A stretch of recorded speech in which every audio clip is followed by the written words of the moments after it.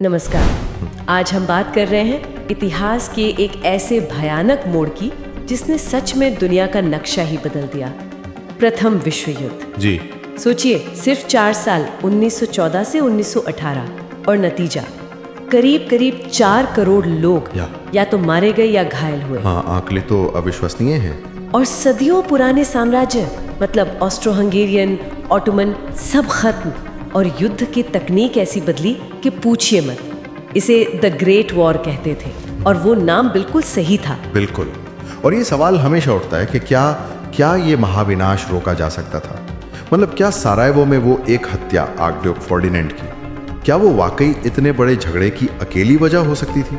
हाँ, ये सोचना भी अजीब लगता है। स्रोत तो यही बताते हैं कि ये सिर्फ एक घटना नहीं थी। ये तो सालों से जो तनाव बढ़ रहा था, जो महत्वाकांक्षाएं थी, गलत फहमियां थी, उन सब का एक तरह से विस्फोटक नतीजा था। तो आज हम यही समझने की कोशिश करेंगे हमारे पास जो स्रोत हैं उनकी मदद से कि भाई इस महायुद्ध के पीछे असल कारण क्या थे, कौन सी थी वो अहम घटनाएं और ये तकनीकी बदलाव जिन्होंने इसे इतना घातक बना दिया। बिल्कुल।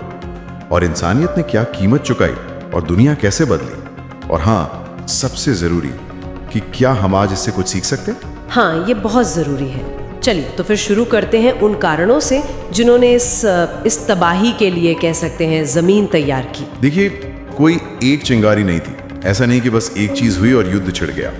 ये कई चीजों का मिश्रण था, जिसे कहते हैं ना परफेक्ट स्टॉर्म। अच्छा। ये अलग अलग तनाव नहीं थे, बल्कि एक जहरीला कॉकटेल बन गया था। जैसे कि साम्राज्यवाद, मतलब यूरोप की जो पुरानी ताकतें थीं, ब्रिटेन, फ्रांस, वो तो दुनिया के बड़े हिस्से पर कब्जा जमाई बैठी थी। हाँ, और फिर जर्मनी जैसी नई औद्योगिक शक्ति आई। वो तेजी से आगे बढ़ रही थी और अब उसे भी अपनी जगह चाहिए थी। कच्चा माल चाहिए थे, बाजार चाहिए थे। तो ये सीधे सीधे ब्रिटेन के लिए चुनौती थी, खासकर उनकी नौसेना वाली बात। बिल्कुल। जर्मनी ने अपनी नौसेना बहुत तेजी से बढ़ानी शुरू की। ये सिर्फ जमीन या कॉलोनी की होड़ नहीं थी, ये असल में वैश्विक शक्ति संतुलन को बदलने की एक कोशिश थी। अच्छा, और इसी समय एक और चीज जोर पकड़ रही थी, राष्ट्रवाद। हाँ, राष्ट्रवाद। पुराने साम्राज्य जैसे ऑस्ट्रिया हंगरी या ऑटोमन साम्राज्य, इनमें कई अलग अलग जाति के लोग रहते थे। Czechs, Slovak, Serb, Croat. और अब ये सब अपनी आजादी चाहते थे, अपने अलग देश चाहते थे। ये साम्राज्य अंदर से कमजोर हो रहे थे। और बाल्कन क्षेत्र, वो तो जैसे एक टाइम बॉम्ब भी बन गया था। ऑटोमन साम्राज्य कमजोर हुआ तो वहां एक खालीपन सा आ गया और उसे भरने के लिए ये राष्ट्रवादी भावनाएं एकदम उफान पर थीं। बिल्कुल। 1912-13 के जो बाल्कन युद्ध हुए, उन्होंने दिखा दिया था कि ये इलाका कितना अस्थिर है। यूरोप का बीमार आदमी कहते थे ऑटोमन साम्राज्य को। अच्छा। तो साम्राज्यवाद, राष्ट्रवाद और तीसरी चीज थी सैन्यवाद, मतलब मिलिटरिज्म। जी हाँ, सैन्यवाद। यूरोप में जैसे हथियारों की होड़ मची हुई थी। हर देश अपनी सेनाओं को बड़ा और आधुनिक बना रहा था। नई नई तकनीकें आ रही थी और एक सोच पनप रही थी कि भाई सैन्य शक्ति ही देश की महानता का असली पैमाना है। और जर्मनी इसमें सबसे आगे था। जर्मनी का आक्रामक सैन्य विस्तार वो इस सोच को और हवा दे रहा था। और इन सब के ऊपर थी वो जटिल गठबंधन प्रणाली, अलायंसेस। हाँ, वो एक बहुत बड़ा फैक्टर था। पूरा यूरोप 2 गुटों में बट गया था। एक तरफ ट्रिपल एंटेंट, ब्रिटेन, फ्रांस, रूस। दूसरी तरफ triple alliance, Germany, Austria Hungary और इटली। हालांकि इटली बाद में पाला बदल लेगा। और संधियां ऐसी थीं कि अगर एक पर हमला हुआ तो सब युद्ध में खींचे चले आएंगे। एक डोमिनो इफेक्ट, एक छोटी सी लड़ाई भी पूरे महाद्वीप को चपेट में ले सकती थी। लेकिन क्या नेताओं को सच में अंदाजा था कि ये गठबंधन उन्हें कहां ले जा रहे हैं? क्या उन्हें लगा था कि इससे शांति बनी रहेगी? ये एक बड़ा सवाल है। शायद उन्हें लगा कि ये डराकर शांति बनाए रखेंगे, एक दूसरे को रोकेंगे, पर हुआ बिल्कुल उल्टा। और फिर वो घटना हुई जिसने चिंगारी सुलगा दी। 28 जून 1914, सारायेवो। आर्कड्यूक फ्रांस फर्डिनेंड की हत्या। जी।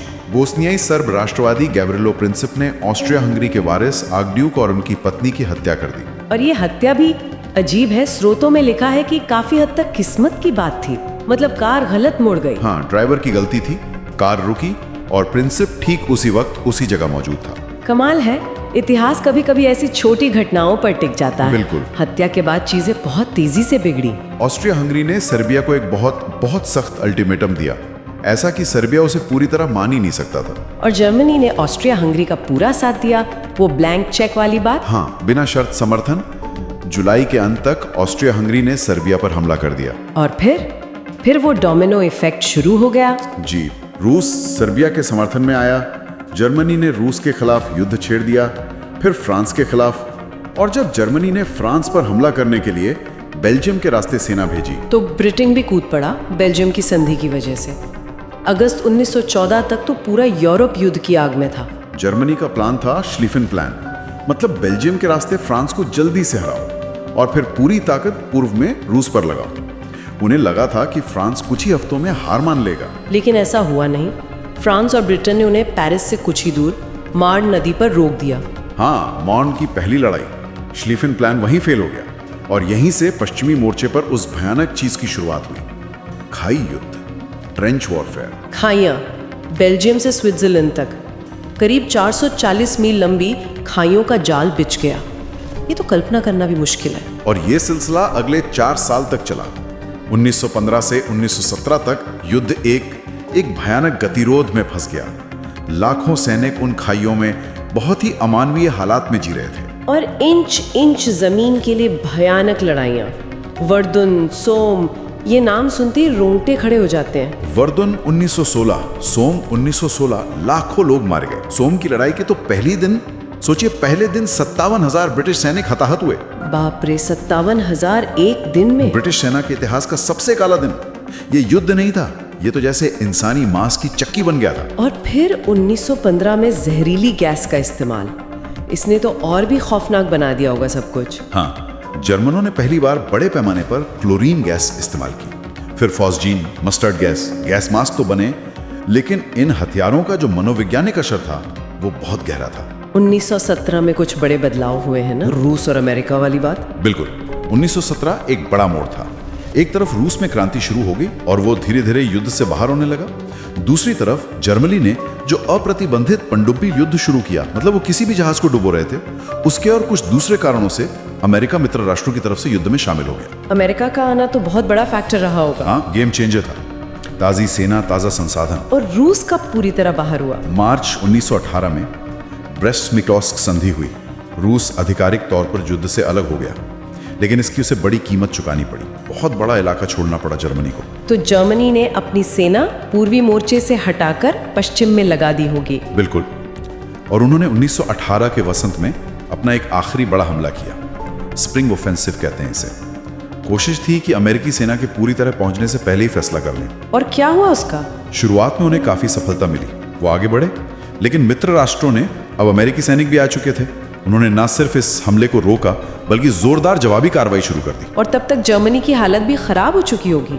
हाँ, जर्मन सेना बुरी तरह थक चुकी थी, अर्थव्यवस्था चरमरा गई थी, उनके जो साथी देश थे वो भी एक एक करके हार मान रहे थे। और आखिरकार 11 नवंबर 1918, जी 11 नवंबर 1918 की सुबह युद्ध विराम पर हस्ताक्षर हुए और 4 साल से चल रहा वो महाविनाश वो खत्म हुआ। लेकिन ये लड़ाई सिर्फ पश्चिमी मोर्चे की खाइयों में ही लड़ी गई है ना, पूर्वी मोर्चे का क्या? पूर्वी मोर्चे पर लड़ाई काफी अलग थी, ज्यादा गतिशील थी। मतलब खाइयों वाला गतिरोध वैसा नहीं था जैसा पश्चिम में था। बड़े बड़े इलाकों पर कब्जे होते थे, फिर छूटते थे। 1914 में टैननबर्ग में जर्मनी ने रूस को बहुत बुरी तरह हराया था। और ऑटोमन साम्राज्य के खिलाफ गैलिपली, वो भी तो बड़ा अभियान था। हाँ, गैलीपोली 1915-16 मित्र राष्ट्रों ने कोशिश की थी कॉन्स्टेंटिनोपल पर कब्जा करने की, ताकि रूस को सप्लाई पहुंच सके, लेकिन यह अभियान बुरी तरह फेल हुआ। बहुत भारी नुकसान हुआ दोनों तरफ, करीब 4.25 लाख लोग हताहत हुए। और इटली भी तो लड़ा था। हाँ, इटली 1915 में मित्र राष्ट्रों की तरफ आ गया था और उन्होंने आल्प्स के बर्फीले पहाड़ों में ऑस्ट्रिया हंगरी के खिलाफ एक बहुत ही मुश्किल लड़ाई लड़ी। मतलब हर मोर्चे की अपनी अलग कहानी, अपनी अलग त्रासदी थी। इस युद्ध की एक और बड़ी कहानी है तकनीक की। कहते हैं ना कि 20वीं सदी की तकनीक थी और 19वीं सदी की रणनीति। बिल्कुल सही कहा आपने। और इसी तकनीक ने इसे पहले के युद्धों से कहीं ज्यादा घातक बना दिया। सबसे बड़ा उदाहरण तो शायद मशीन गन है। हाँ, मशीन गन। इसने तो जैसे युद्ध का तरीका ही बदल दिया। खुले मैदान में पैदल सेना का हमला करना वो लगभग आत्महत्या जैसा हो गया। एक मशीन गन मिनटों में सैकड़ों सैनिकों को मार सकती थी। और इसी वजह से खाई युद्ध शुरू हुआ। बिल्कुल, सैनिक इन गोलियों से बचने के लिए जमीन के नीचे छिपने को मजबूर हो गए। और ये खाइयां सिर्फ गड्ढे नहीं थी, बंकर थे, कंटीले तार थे, सुरंगें थी, एक पूरा जाल था। और 2 खाइयों के बीच की वो जगह, नो मैन्स लैंड। वो तो मौत का खुला मैदान थी। वहां जाना मतलब मौत। और फिर वो रासायनिक हथियार, गैस, उसने एक नया खौफ पैदा कर दिया। तो इस गतिरोध को तोड़ने के लिए नई तकनीकें आईं, जैसे टैंक। जी, टैंक पहली बार 1916 में ब्रिटिश सेना ने इस्तेमाल किए। मकसद यही था कि खाइयों और कंटीले तारों को पार किया जा सके। शुरू में ये बहुत भरोसेमंद नहीं थे, धीरे धीरे बेहतर हुए और युद्ध का अहम हिस्सा बन गए। और आसमान में भी लड़ाई शुरू हो गई, हवाई जहाज। हाँ, पहले हवाई जहाज सिर्फ जासूसी के लिए थे, फिर उन पर मशीन गन लग गई तो वो लड़ाकू विमान बन गए। फिर बम वर्षक आए जिन्होंने शहरों पर बम गिराने शुरू किए। रेड बैरन जैसे पायलट तो हीरो बन गए थे। और समुद्र के नीचे you boats, German you boats यानी पनडुब्बियां। उन्होंने मित्र राष्ट्रों की सप्लाई लाइनों को काटने की बहुत कोशिश की। न सिर्फ सैनिक जहाज बल्कि यात्री जहाज भी डुबोए, जैसे 1915 में लूसिटानिया का डूबना। उसमें कई अमेरिकी नागरिक मारे गए थे और इसने अमेरिकी जनमत को जर्मनी के खिलाफ करने में बड़ी भूमिका निभाई। और तोपे, उनका क्या रोल था? तोप खाना, आर्टिलरी, उसका रोल बहुत बड़ा था। आधुनिक तोपें कई मील दूर तक भारी गोलियां बरसा सकती थी। कई बार तो किसी हमले से पहले कई कई दिनों तक लगातार बमबारी होती रहती थी। युद्ध के मैदान तो जैसे नरक बन जाते थे। असल में देखा जाए तो शायद सबसे ज्यादा मौतें तोप खाने के गोलों से ही हुई। तो ये सारी तकनीक, युद्ध का इतना बड़ा पैमाना, इसका नतीजा था वो भयानक इंसानी नुकसान, अकल्पनीय नुकसान। अनुमान है कि कुल मिलाकर सैनिक और नागरिक मिलाकर 1.5 करोड़ से लेकर 2.25 करोड़ तक मौतें हुई। 1.5 से 2.25 करोड़। हाँ, और इसमें करीब 85 लाख से 1 करोड़ सैनिक थे और घायल करीब 2.3 करोड़ सैनिक घायल हुए। हे भगवान। रूस, जर्मनी, फ्रांस, ऑस्ट्रिया हंगरी, इन देशों ने लाखों सैनिक खो दिए। फ्रांस में तो कहा जाता है कि युवा पुरुषों की एक पूरी पीढ़ी ही लगभग खत्म हो गई थी। और आर्थिक कीमत, वो भी तो भयानक रही होगी। बिल्कुल, युद्ध पर खरबों डॉलर खर्च हुए। अगर आज के हिसाब से देखें, ब्रिटेन जैसा अमीर देश युद्ध के बाद कर्जदार बन गया। जर्मनी पर तो बाद में इतना भारी हर्जाना थोपा गया कि उसकी अर्थव्यवस्था पूरी तरह बैठ गई और उसी ने आगे चलकर और अस्थिरता पैदा की। लेकिन इस तबाही के बीच कुछ सामाजिक बदलाव भी आए। महिलाओं की भूमिका बदली। हाँ, ये एक अहम बदलाव था। जब पुरुष मोर्चे पर लड़ रहे थे तो महिलाओं ने कारखानों में, खेतों में, ऑफिसों में वो काम संभाले जो पहले सिर्फ पुरुष करते थे। इससे समाज में उनकी भूमिका बदली और युद्ध के बाद कई देशों में उन्हें वोट का अधिकार भी मिला। और पुराना सामाजिक ढांचा भी कमजोर हुआ। हाँ, जैसे कुलीन वर्ग का जो दबदबा था वो कम हुआ, मध्यम वर्ग और श्रमिक वर्ग का प्रभाव बढ़ा। ये सब देखकर सुनकर फिर वही सवाल दिमाग में आता है, क्या वाकई इसे टाला नहीं जा सकता था? मतलब कूटनीति क्या बिल्कुल ही फेल हो गई थी? देखिए, इतिहासकार इस पर आज भी बहस करते हैं। कुछ मानते हैं कि हाँ, मौके थे। जुलाई 1914 का जो संकट था, उस दौरान कई ऐसे मोड़ आए जब शायद युद्ध को रोका जा सकता था। जैसे शायद ऑस्ट्रिया हंगरी का अल्टीमेटम थोड़ा कन सख्त होता, या जर्मनी वो ब्लैंक चेक ना देता, या रूस लामबंदी में थोड़ी नरमी दिखाता। यूरोप के शासक तो आपस में रिश्तेदार भी थे, शायद बेहतर बातचीत हो पाती। लेकिन कुछ ये भी मानते हैं कि जो बड़ी ताकतें थीं, साम्राज्यवाद, राष्ट्रवाद, सैन्यवाद, वो इतनी हावी हो चुकी थी कि युद्ध होकर ही रहना था। हाँ, ये दूसरा नजरिया है कि ये ताकतें इतनी मजबूत थी कि सारालोथ की घटना तो बस एक बहाना बन गई। ये बहस शायद कभी खत्म नहीं होगी कि ये नेताओं की गलतियां थीं या इतिहास की गहरी धाराएं थीं जो उन्हें बहा ले गई। खैर, जो भी हो, युद्ध हुआ और उसके बाद दुनिया बिल्कुल बदल गई। 4 बड़े साम्राज्य खत्म हो गए।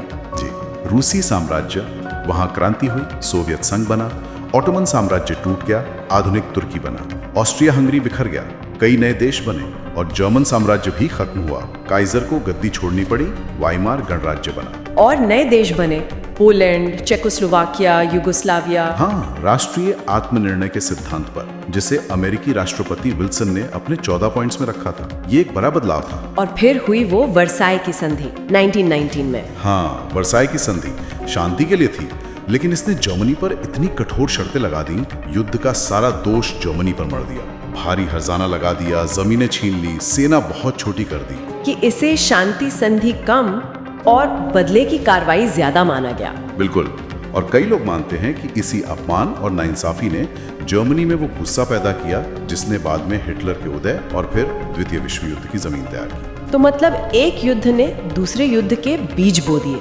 कह सकते हैं। हालांकि युद्ध से कुछ अच्छी चीजें भी निकली अजीब तरह से, जैसे चिकित्सा में खासकर सर्जरी और नकली अंग बनाने में काफी तरक्की हुई। अच्छा। हाँ, नागरिक उड्डयन को बढ़ावा मिला, रेडियो कम्युनिकेशन बेहतर हुआ, बड़े पैमाने पर उत्पादन की तकनीकें वो भी बेहतर हुई। राजनीतिक रूप से देखें तो राजशाही कमजोर हुई, लोकतंत्र को थोड़ी मजबूती मिली।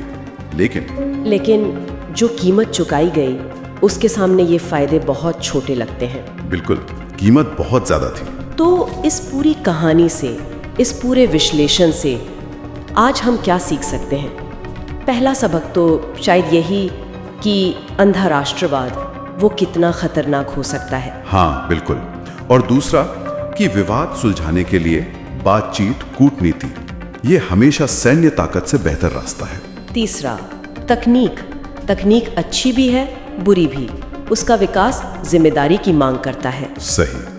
और चौथा, अंतर्राष्ट्रीय सहयोग, वैश्विक समस्याओं के लिए मिलकर काम करना कितना जरूरी है।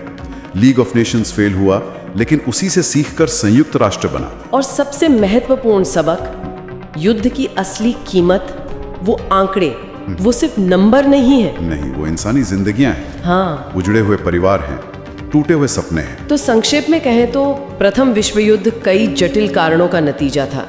कोई एक वजह नहीं थी। और इसने दिखाया कि कैसे एक छोटी सी चिंगारी भी कितनी बड़ी आग लगा सकती है, खासकर जब माहौल पहले से ही तनावपूर्ण हो। और तकनीक ने युद्ध को इतना घातक बना दिया जितना पहले कभी सोचा भी नहीं गया था।